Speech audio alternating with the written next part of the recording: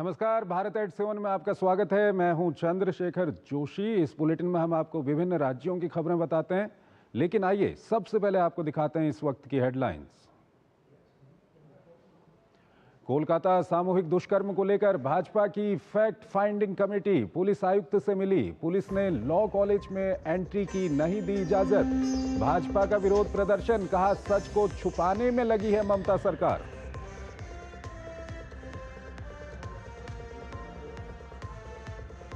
तेलंगाना के संगारेड्डी में chemical factory में भीषण विस्फोट, 12 की मौत, कई घायल, राहत बचाव अभियान जारी। हादसे पर प्रधानमंत्री नरेंद्र मोदी ने जताया शोक, मुआवजे का किया ऐलान। प्रधानमंत्री नरेंद्र मोदी 2 जुलाई से 5 देशों के दौरे पर, घाना से करेंगे दौरे की शुरुआत। ब्राजील में ब्रिक्स सम्मेलन में लेंगे हिस्सा। अर्जेंटीना, त्रिनिदाद एंड टोबैगो और नामीबिया की भी यात्रा का कार्यक्रम। राष्ट्रपति द्रौपदी मुर्मू गोरखपुर में एम्स के प्रथम दीक्षांत समारोह में हुई शामिल। छात्रों को डिग्री और प्रशस्ति पत्र किए प्रदान। एम्स को देश में चिकित्सा शिक्षा का बताया प्रतीक। गरीबों को सस्ती स्वास्थ्य सेवाएं उपलब्ध करवाने पर दिया जोर। उत्तराखंड और हिमाचल प्रदेश के कई जिलों में भारी बारिश को लेकर रेड अलर्ट। शिमला के भट्टा कुफर में 5 मंजिला भवन गिरा। ओडिशा के बालासोर और मयूरभंज में बाढ़ का खतरा।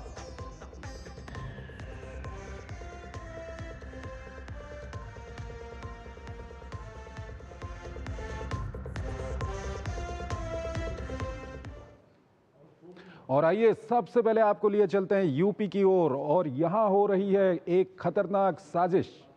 उत्तर प्रदेश के प्रयागराज जिले में केरल फाइल्स जैसी साजिश का खुलासा हुआ है। यहां की रहने वाली एक दलित लड़की को आतंकवाद की फैक्ट्री में झोंकने की प्लानिंग का पर्दाफाश होने के बाद हंगामा मच गया है। हालांकि पूरे मामले में गनीमत रही कि लड़की आतंकी फैक्ट्री चलाने वाले लोगों के चंगुल से भाग निकली। ये रिपोर्ट देखिए। प्रयागराज में केरल फाइल्स जैसी साजिश का खुलासा। दलित लड़की का अपहरण कर ले गए केरल। दलित लड़की को आतंकवाद की फैक्ट्री में झोंकने की प्लानिंग का पर्दाफाश। धर्मांतरण के बाद लड़की को जिहादी आतंकी बनाने की थी साजिश। दलित लड़कियों को अगवा कर बना रहे थे जिहादी। प्रयागराज पुलिस ने आतंकी मॉड्यूल का किया खुलासा। उत्तर प्रदेश के प्रयागराज से बड़ा मामला सामने आया है। यहाँ नाबालिग दलित लड़की को धर्मांतरण और आतंकी बनाने की साजिश का खुलासा पुलिस ने किया है। प्रयागराज से दलित समाज की एक नाबालिग लड़की का अपहरण करके उसे केरल ले जाया गया, जहां उसका धर्म परिवर्तन कर उसे जिहादी आतंकी के रूप में तैयार करने की साजिश रची गई। मामले में एक मुस्लिम युवक पर लड़की से छेड़छाड़ और बहला फुसला कर ले जाने का आरोप है। परिजनों की शिकायत पर पुलिस ने मामला दर्ज कर जांच शुरू कर दी है। इस घटना से क्षेत्र में सनसनी फैल गई है। हमारी लड़की 8 मई को दावत खाने गई थी कोटेदार की बिटिया के साथ शादी में, और वहीं से गायब हो गई 10 बजे। से हमारे लगे फोन आया था, वो बोली कि अम्मी हमको पकड़ा है, आओ छुड़ा लो। तो आए, हम पुलिस की इतला दिए थे, पुलिस ने छुड़ा के ले आए हमारी लड़की के। प्रयागराज पुलिस ने आतंकी साजिश का खुलासा करते हुए बताया कि प्रयागराज से 15 वर्षीय दलित लड़की को धर्म परिवर्तन के उद्देश्य से केरल ले जाया गया। नाबालिग लड़की को उसकी महिला दोस्त द्वारा बहला फुसलाकर केरल ले जाया गया। इस्लाम धर्म के बदले पैसों के लालच देकर लड़की अपनी मुस्लिम महिला दोस्त के साथ केरल पहुंची। घटना 8 मई की है। नाबालिग लड़की को प्रयागराज पुलिस ने बरामद कर मां के सुपुर्द कर दिया है। रिपोर्ट हुई थी, उसमें परिजनों द्वारा सूचित किया गया था कि एक जो दलित कम्युनिटी की नाबालिग बच्ची है, जिसको एक मुस्लिम समुदाय की एक महिला के द्वारा अपने गैंग के कुछ साथियों के साथ मिलकर के उसका अपहरण किया गया, और उस अपहरण के करने के बाद में उसको पहले दिल्ली ले जाया गया, फिर केरला ले जाया गया, और केरला से वो बच्ची जो है सकुशल बरामद हुई। जब ये सूचना हमें मिली है तो उसके बाद सबसे पहला जो टारगेट था वो ये था कि बच्ची को कुशलता से बरामद किया जाए। पीड़ित नाबालिग लड़की की मां की तहरीर पर पुलिस ने एक एफआईआर दर्ज की है। मामले में 2 लोग गिरफ्तार किए गए हैं। पीड़िता की मुस्लिम दोस्त और एक अन्य युवक गिरफ्तार हुआ है। एक आरोपी की तलाश जारी है। डीसीपी कुलदीप सिंह गुनावत ने बताया कि गिरफ्तार महिला एक ऐसे गिरोह से जुड़ी है जो गरीब और दलित लड़कियों को ब्रेन वॉश कर धर्म परिवर्तन कराता है और उन्हें आतंकी नेटवर्क में धकेलने की साजिश करता है। पुलिस गिरोह के नेटवर्क की जांच में जुटी है। लड़की की रहने वाली दरकशा बानो पुत्री मोहम्मद इस्माइल उम्र 19 वर्ष द्वारा पहला फंसाकर व पैसों का प्रलोभन देकर उसकी 15 वर्षीय नाबालिग लड़की को धर्म परिवर्तन कराने के उद्देश्य से केरल ले जाया गया तथा इस संबंध में थाना फूलपुर पर सूचना देने पर अज्ञात नंबर से फ़ोन करके गाली गलौज व जान से मारने की धमकी दी। जांच से ये निकल कर आया कि 8 मई को दरकशा बानो नाबालिग लड़की को जबरन धर्म परिवर्तन कराने के उद्देश्य से पहला फुसलाकर व प्रलोभन देकर घर से लेकर गई, जिसमें उसका साथ मोहम्मद कैफ निवासी फूलपुर ने दिया, जो उनको मोटरसाइकिल से प्रयागराज जंक्शन तक छोड़ने गया। पुलिस के मुताबिक मुस्लिम युवती के दोस्त ने नाबालिग पीड़िता के साथ छेड़खानी भी की थी। पीड़िता ने आरोप लगाया कि केरल में संदिग्ध लोगों से उसकी मुलाकात हुई थी। पुलिस गिरोह के नेटवर्क की जांच में जुटी है। Bureau report, DD news. और आइए आपको अगली खबर की ओर लिए चलते हैं। अगली खबर पंजाब से है और यहाँ पर बिल्कुल सड़कों पर बैठे हुए हैं लोग। कौन लोग हैं ये? पंजाब सरकार के खिलाफ रोडवेज और पनबस के संविदा कर्मचारियों ने मोर्चा खोल दिया है। संविदा कर्मचारियों ने अपनी नौकरियों को नियमित करने समेत विभिन्न मांगों को लेकर आज चंडीगढ़ में प्रदर्शन किया। यूनियन ने चेतावनी दी है कि अगर उनकी मांगें नहीं मानी गई तो पूरे पंजाब में चक्का जाम होगा। पंजाब में संविदा कर्मियों का सरकार के खिलाफ हल्ला बोल। पंजाब रोडवेज के संविदा कर्मचारियों ने सरकार के खिलाफ खोला मोर्चा। पंजाब सरकार बसों का बेड़ा न बढ़ाकर यात्रियों की बढ़ा रही है परेशानी। पंजाब में पक्के कामों पर अवैध ठेकेदारी सिस्टम। पंजाब में समान काम का समान वेतन नहीं देने का आरोप। पंजाब सरकार के खिलाफ रोडवेज और पनबस के संविदा कर्मचारियों ने मोर्चा खोल दिया है। संविदा कर्मचारियों ने अपनी नौकरियों को नियमित करने समेत विभिन्न मांगों को लेकर चंडीगढ़ में निदेशक राज्य परिवहन कार्यालय के सामने प्रदर्शन और आंदोलन किया। इसमें अनुबंधित कर्मचारियों और आउटसोर्सिंग कर्मचारियों को नियमित करने की मांग की गई। इसके साथ ही पंजाब राज्य में सरकारी बसों की संख्या बढ़ाने की भी मांग की गई। यहाँ पे आने का मुख्य कारण था कि हमारा हेड ऑफिस है चंडीगढ़ में सेक्टर 17 में। अपने हेड ऑफिस के सामने हम जो लोग थे वो इकट्ठे होकर हमारे हेड ऑफिस के अधिकारियों से ये पूछने आए थे कि जिन कर्मचारियों की मौत हो चुकी है, मृत्यु हो चुकी है, जिन कर्मचारियों को निकाला गया है और जो ठेकेदार हमारे लगभग 12-13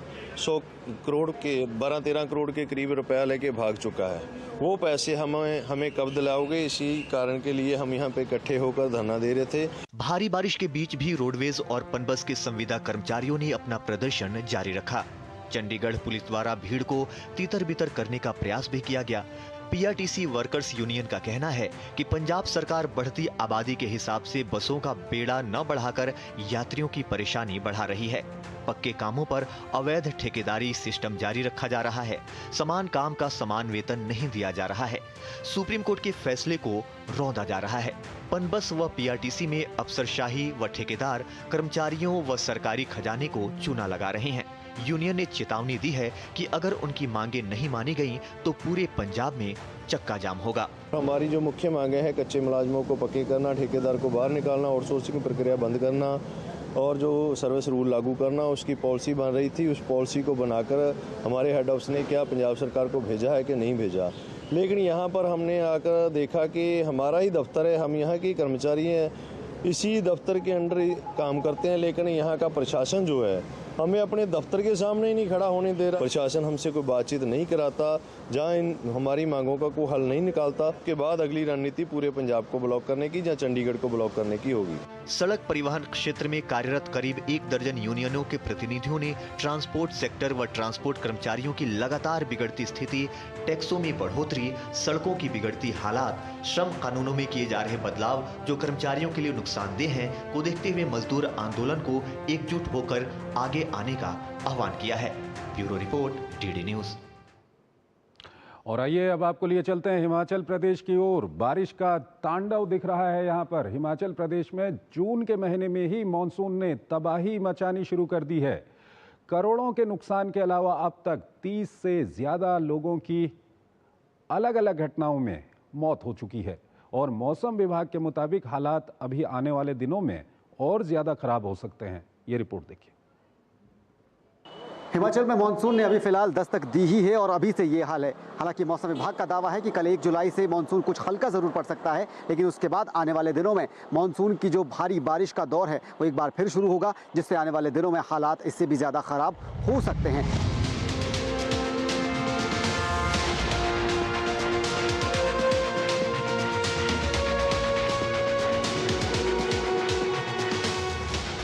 अमूमन जुलाई और अगस्त के महीने में पहाड़ों पर बरसने वाला मानसून इस बार वक्त से पहले ही हिमाचल में तबाही बरपाने लगा है।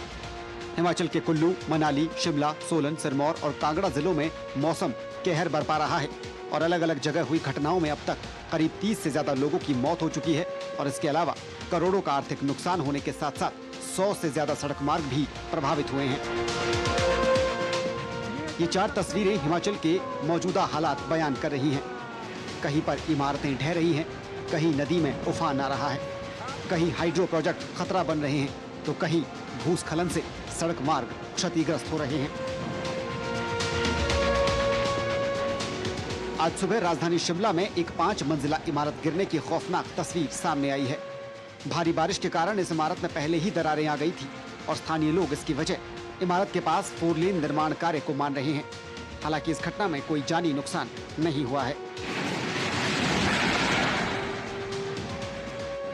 उधर आज सुबह ही शिमला के रामपुर में भी सीकासेरी गांव में बादल फटने से भारी तबाही हुई है। इसमें कई मकानों को नुकसान पहुंचा है और कई गौशालाएं बह गई हैं। वहीं सिरमौर के पांवटा साहिब में भारी बारिश से यमुना नदी खतरे के निशान के ऊपर बह रही है और गोताखोरों की टीमों को प्रशासन की तरफ से नदी के किनारे तैनात किया गया है।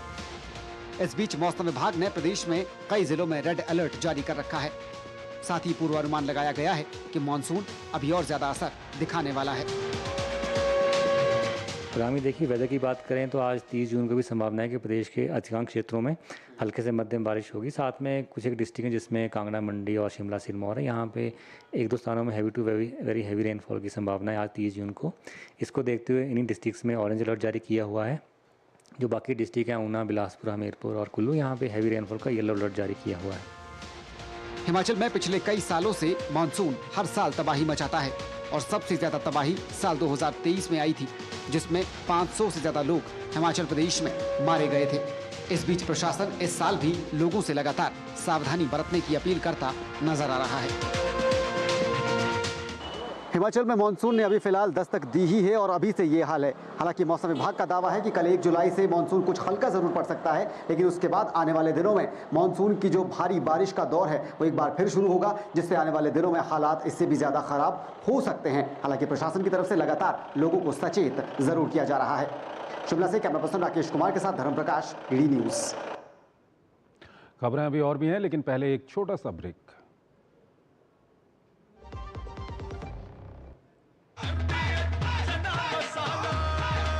अब छोलिया हो या लोबिया, सफेद चने या काले चने, सब कुछ मजेदार बने।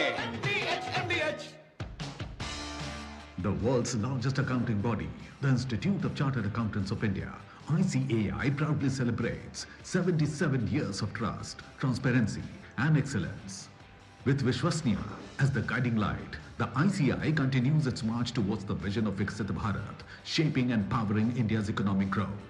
Join us in celebrating the 77th CA Day on July 1st at Bharat Mandapam, New Delhi from 3:30 PM onward. पता है, I was a bright student. कुछ करना चाहती थी, कुछ बनना चाहती थी। आप अपना खुद का स्टार्ट कीजिए ना। खुद का बिजनेस? और उसमें पैसे तो बहुत लगेंगे ना? Zero investment. Zero investment? हाँ, I'm doing it. मैं एक principal ma'am. She's my client. मैं LIC एजेंट हूँ। LIC एजेंट बनो, अब बड़ा सोचो। हमारी वेबसाइट पर जाएं या अपनी नजदीकी LIC शाखा से संपर्क करें। मेरी पसंद, मेरी पसंद, मेरी पसंद, मेरी पसंद, हमारी पसंद, हम सबकी पसंद। मजबूत देश का मजबूत सरिया हो गया स्टील। कैंट गोल्ड से पानी होता है ज्यादा प्योर। बैक्टीरिया के अलावा हानिकारक सिस्ट भी निकलती है। बिना बिजली से चलने वाला वाटर प्योरीफायर जो पानी को शुद्ध करे और बीमारियों से बचाए। अब हर परिवार होगा स्वस्थ कैंट से। शादी का किचन महके जहाँ, गोल्डी किचन किंग मसाले हो वहाँ। गोल्डी लाई है फ्रेश लॉक टेक्नोलॉजी जो रखे मसालों को हर समय fresh. The world's largest accounting body, the Institute of Chartered Accountants of India, ICAI, proudly celebrates 77 years of trust, transparency and excellence. With Vishwasniya as the guiding light, the ICAI continues its march towards the vision of Viksit Bharat, shaping and powering India's economic growth.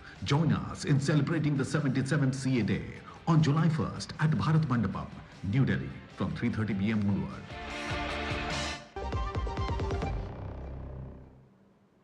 स्वागत है आपका break के बाद और आइए अब आपको लिए चलते हैं बिहार की ओर। बिहार ने इतिहास रच दिया है। बिहार राज्य निर्वाचन आयोग ने पहली बार ई वोटिंग का उपयोग करके इतिहास बनाया। ई वोटिंग से उन मतदाताओं को लाभ हुआ जो बूथ पर आने से वंचित रह गए थे। पहली महिला ई वोटर विभा कुमारी और पहले पुरुष मतदाता मुन्ना कुमार बने। इस सफलता के बाद आयोग भविष्य में मोबाइल ऐप से मतदान बढ़ाने पर भी विचार कर रहा है। ये रिपोर्ट देखिए। बिहार निर्वाचन आयोग ने ई वोटिंग का उपयोग करके इतिहास बनाया। देश में पहली बार ई वोटिंग का प्रयोग बिहार में हुआ। ई वोटिंग से उन मतदाताओं को लाभ होगा जो बूथ पर आने से रह जाते हैं वंचित। विभा कुमारी बनी पहली महिला ई वोटर। निर्वाचन आयोग का भविष्य में मोबाइल ऐप से मतदान बढ़ाने पर विचार। देश में ई वोटिंग यानी मोबाइल फोन के माध्यम से वोटिंग कराने वाला बिहार पहला राज्य बन गया है। पूर्वी चंपारण की विभा कुमारी देश में पहली बार ई वोटिंग का प्रयोग करने वाली महिला बनी, जबकि मुन्ना कुमार पहले पुरुष ई वोटर बने। ई वोटिंग की शुरुआत बहुत अच्छी है भारत सरकार निर्वाचन आयोग के द्वारा, जिसके द्वारा हम लोग घर बैठे वोटिंग कर सकते हैं। इससे हमें ये फ़ायदा होता है कि हमारा समय बचता है। लाइन में कतार में जो समय जाता है, जो यातायात से जाने में समय जाता है, वो समय हमारा बचता है, जिसके वजह से हम अपने समय का सही उपयोग कर सकते हैं। अब मात्र हमने 2 से 3 मिनट में अपना वोटिंग कर और अपने घर पे सुरक्षित तरीके से रह के सुरक्षित वोट किया। बिहार में 28 जून को ई वोटिंग हुई थी। चुनाव और उपचुनाव में मोबाइल के जरिए औसतन 69.49% मतदान हुआ था। सारण में कई ऐसे मतदाता वोटिंग कर सके जो दुबई और कतर जैसे दूर देशों में हैं। यह स्पष्ट संकेत है कि यह पहल उन लाखों भारतीय नागरिकों के लिए वरदान साबित हो सकती है जो काम या अन्य कारणों से अपने घरों से दूर रहते हैं और परंपरागत रूप से मतदान करने में कठिनाई महसूस करते हैं। हमारे लगभग 49.7% जो रजिस्ट्रेशन ई वोटिंग के लिए हुआ था, उन मतदाताओं ने अपना मत का उपयोग किया। ओवरऑल हमारा जो मत प्रतिशत प्राप्त हुआ वो 26.61% के अलावा प्राप्त हुआ। बिहार निर्वाचन आयोग के मुताबिक 80 साल से अधिक उम्र के बुजुर्ग, दिव्यांग, गर्भवती महिला, असाध्य रोगों से ग्रसित व्यक्ति और प्रवासी बिहारी मोबाइल के जरिए ई वोटिंग प्रक्रिया का लाभ उठा सकते हैं। हालांकि इसके लिए पहले ही रजिस्ट्रेशन कराना अनिवार्य है। ई वोटिंग बिहार में पहली बार हुआ और उस मद्देनजर नगर परिषद के उपचुनाव में ई वोटिंग का पहला प्रयोग किया गया है। इसमें हम लोगों ने बड़े स्तर पर अभियान चलाकर और जो हम लोग को लक्ष्य दिया गया था प्रति बूथ 100 जो वोटर्स हैं उनको रजिस्टर करने का, उसमें हम लोग 13,148 जो वोटर्स हैं उनको रजिस्टर किए। बता दें कि बिहार में नगर निगम चुनाव में कुल 96 पदों के लिए मतदान कराया गया था, जिसमें 84 वार्ड पार्षद, 6 उप मुख्य पार्षद और 6 मुख्य पार्षद के पद शामिल थे। इसके अलावा उपचुनाव के तहत कुल 40 पदों के लिए मतदान कराया गया, जिसमें 37 वार्ड पार्षद, 8 उप मुख्य पार्षद और 7 मुख्य पार्षद शामिल हैं। मोबाइल से वोटिंग की सुविधा प्रदान करना खासकर ऐसे वक्त में जब बिहार तेजी से डिजिटलाइजेशन को अपना रहा है, एक दूरदर्शी कदम है। इससे लोगों को बड़ी सुविधा मिलेगी, खास करके वैसे लोग जो बूथ पर जाकर के अपना मतदान नहीं कर सकते हैं। डीडी न्यूज़ के लिए पटना से मधुरेश नारायण। खबरें भी और भी हैं, लेकिन पहले एक छोटा सा ब्रेक। सस्ते वाले दाल मसाले स्वाद हुआ बेकार। MDH की हल्दी मिर्ची धनिया करे कमाल। ये रंग दे, ये खुशबू दे, ये तीखा, ये कम पड़े। क्या निराला MDH masala. The world's largest accounting body, the Institute of Chartered Accountants of India, ICAI proudly celebrates 77 years of trust, transparency and excellence. With Vishwasniya as the guiding light, the ICAI continues its march towards the vision of Viksit Bharat, shaping and powering India's economic growth. Join us in celebrating the 77th CA Day on July 1st at Bharat Mandapam, New Delhi from 3:30 PM onward. जो लक्ष्य चुना था समझ आने लगा है। GLA university, उच्च लक्ष्य की निश्चित प्राप्ति। कम समय में ज्यादा मुनाफा, बस एक क्लिक में, कमाल है। अनजान लिंक्स पर क्लिक मत कीजिए। RBI कहता है जानकार बनिए, सतर्क रहिए। जब धरती चीर कर निकलता है लोहे का पत्थर और मिलता है मोंगिया के जोश से, फिर तपता है, पिघलता है और बनता है फौलाद। अब होता है सरिया सारी खूबियों के साथ। मोंगिया स्टील, मजबूत देश का मजबूत सरिया। कैंट गोल्ड से पानी होता है ज्यादा प्योर। बैक्टीरिया के अलावा हानिकारक सिस्ट भी निकलती है। बिना बिजली से चलने वाला वाटर प्योरीफायर जो पानी को शुद्ध करे और बीमारियों से बचाए। अब हर परिवार होगा स्वस्थ कैंट से। शादी का किचन महके जहाँ, गोल्डी किचन किंग मसाले हो वहाँ। गोल्डी लाई है फ्रेश लॉक टेक्नोलॉजी जो रखे मसालों को हर समय fresh. The world's largest accounting body, the Institute of Chartered Accountants of India, ICAI proudly celebrates 77 years of trust, transparency and excellence.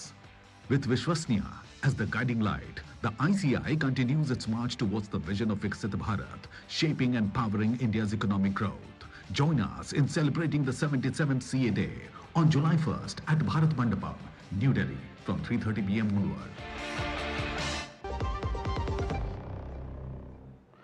स्वागत है आपका ब्रेक के बाद। अगली खबर झारखंड से है। ये तस्वीरें आप देख रहे हैं, क्या हालत है झारखंड की। स्वास्थ्य सेवा की परतें खुल रही हैं। ताज़ा मामला सिमडेगा का है, जहां परिजनों को एक बुजुर्ग महिला मरीज को एम्बुलेंस के अभाव में खाट पर लेकर 3 किलोमीटर चलना पड़ा। ये मामला उजागर होते ही भाजपा सरकार पर हमलावर है, वहीं कांग्रेस और सरकार के मंत्री बचाव की मुद्रा में हैं। झारखंड में खाट पर भगवान भरोसे स्वास्थ्य सिस्टम, मरीजों का अस्पताल तक पहुंचना मुश्किल, एम्बुलेंस नहीं खाट बन रही है सहारा। राज्य सरकार पर भाजपा हमलावर बाबूलाल मरांडी ने कहा, शैया पर स्वास्थ्य व्यवस्था।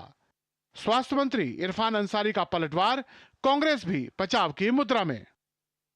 झारखंड में स्वास्थ्य व्यवस्था का हाल बद से बदतर नजर आ रहा है। मरीजों को अब यहां अस्पताल तक पहुंचने के लिए खाट का ही सहारा और एम्बुलेंस सेवा सिर्फ कागजों तक सीमित नजर आ रही है। अस्पताल भवनों की भी हालत खतरों को आमंत्रित कर रही है, जो पिछले दिनों कई अस्पतालों में देखने को मिली। झारखंड की लचर स्वास्थ्य सेवा को चीख चीख कर यह तस्वीर बयां कर रही है।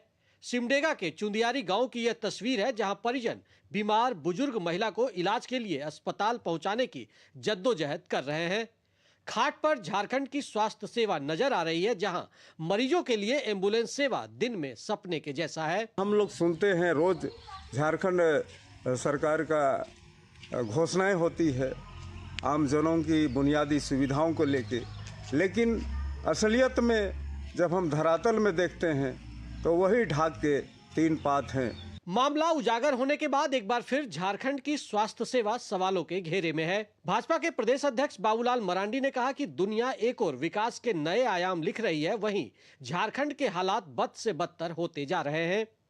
उन्होंने कहा कि करोड़ों रुपए खर्च के बावजूद राज्य की जनता को एक अदद एम्बुलेंस तक मयस्सर नहीं है, जो हेमंत सोरेन सरकार के हवाई दावों की पोल खोल रहा है। उधर राज्य के पूर्व स्वास्थ्य मंत्री और भाजपा नेता भानु प्रताप शाही ने राज्य सरकार पर तीखा प्रहार किया है। उन्होंने कहा कि मौजूदा सरकार के कार्यकाल में स्वास्थ्य सेवा सैया पर पड़ी है और मरीज बेहाल है। ऑल ओवर आप देखेंगे कि स्वास्थ्य व्यवस्था की गाड़ी जो है वो पटरी से उतर चुकी है। उसमें सबसे बड़ा योगदान वर्तमान मंत्री इरफान अंसारी जी का है, जो रात दिन केवल और केवल अपना इमेज बिल्डअप करने में लगे हुए हैं। स्वास्थ्य व्यवस्था की निकलती यह दुर्दशा भरी तस्वीरें राज्य सरकार को भी परेशान कर रही है। राज्य के स्वास्थ्य मंत्री इरफान अंसारी ने भाजपा पर पलटवार करते हुए कहा कि पार्टी का आरोप निराधार है। उन्होंने कहा कि जिस क्षेत्र की बात की जा रही है वहां तक एम्बुलेंस पहुंचना मुमकिन नहीं है। इसी बात को ध्यान में रखकर सरकार ने दुर्गम क्षेत्रों के लिए बाइक एम्बुलेंस सेवा शुरू की है। सरकार की सहयोगी दल कांग्रेस इस मुद्दे पर बचाव की मुद्रा में दिख रही है। प्रदेश मीडिया प्रभारी राकेश कुमार सिन्हा ने कहा कि सरकार स्वास्थ्य सेवा को लेकर संवेदनशील है। अधिकारी इतना लापरवाह और बेपरवाह ना बने, क्योंकि महागठबंधन की सरकार और हमारे स्वास्थ्य मंत्री इस मामले में काफी गंभीर है, काफी संजीदा है। तो कहीं न कहीं तमाम बिंदुओं की जांच होगी कि क्यों मरीज को एम्बुलेंस उपलब्ध नहीं करवाया गया, किन परिस्थितियों में मरीज को खटिया पर ले जाया गया। राज्य में स्वास्थ्य सेवा की पोल खोलती यह तस्वीर तो बानगी मात्र है। पिछले दिनों एम्बुलेंस के इंतजार में एक मरीज को अपनी जान भी गंवानी पड़ी। झारखंड जैसे राज्यों में सरकारी स्वास्थ्य व्यवस्था पर मरीजों की सेहत का बड़ा दारोमदार है। संपन्न लोगों के पास तो कई विकल्प है, लेकिन गरीब और वंचित वर्गों के पास विकल्प थोड़े बहुत से हैं। ऐसे में तंत्र और जिम्मेदारों को संवेदनशील होने की जरूरत है। डीडी न्यूज के लिए मनोज और विकास के साथ मैं दिवाकर कुमार। तो भारत@7 में आज फिलहाल इतना ही। आप हमारी पूरी टीम को इजाजत दीजिए। नमस्कार।